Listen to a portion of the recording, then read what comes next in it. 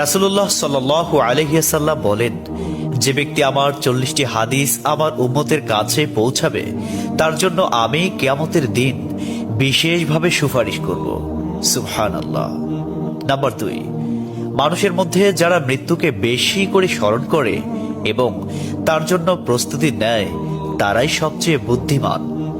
Number 3, প্রত্যেক জিনিসের জাকাত আছে, আর দেহের জাকাত হচ্ছে রোজা। নাম্বার 4, যে তার সময় আল্লাহর জন্য ব্যয় করে না তার জন্য জীবন অপেক্ষা মৃত্যু শ্রেয়। নাম্বার 5, যারা সব সময় ইস্তিগফার তথা ক্ষমা প্রার্থনা করে তাদের সাথে উঠা বসা করুন, কেননা তাদের হৃদয় সবচেয়ে কোমল হয়। নাম্বার 6, তুমি যত সিজদা দিবে আল্লাহ তত গুণা তোমার মাফ করে দিবেন। সুবহানাল্লাহ। নাম্বার 7, সূরা ফাতিহা প্রায় 1000 রোগের ওষুধ। নাম্বার 8, হাতের তালুতে জ্বলন্ত আগুনের কয়লা রাখলে যেমন কষ্ট হবে তার চেয়ে বেশি কষ্ট হবে শেষ জামানায় ঈমান রাখতে। নাম্বার 9, রোজাদারদের জন্য প্রতিদিন জান্নাতকে সুসজ্জিত করা হয়। সুবহানাল্লাহ। নাম্বার 10, রাসূল সাল্লাল্লাহু আলাইহি ওয়াসাল্লাম বলেছেন, কিয়ামতের দিন সব নবীর চেয়ে আমার উম্মতের সংখ্যা বেশি হবে এবং আমি সর্বপ্রথম জান্নাতের দরজা খুলব। সহিহ মুসলিম, হাদিস নম্বর 196।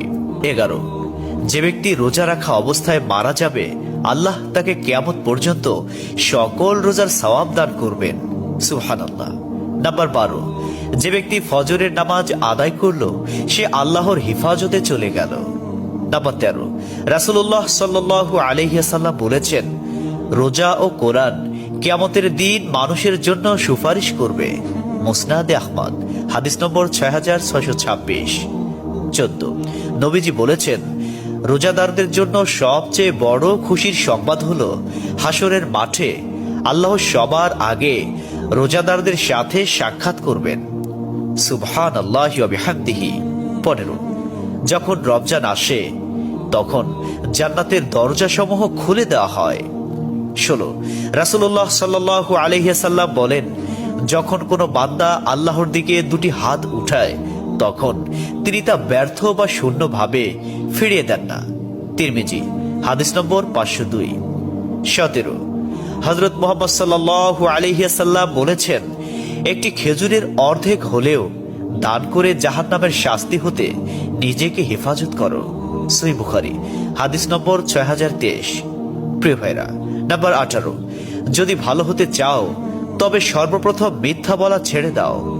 19, তুমি যখন রাস্তা দিয়ে যাও তখন আল্লাহর নামে জিকির করো, কারণ হাসরের দিন ওই রাস্তা তোমার নামে সাক্ষ্য দিবে।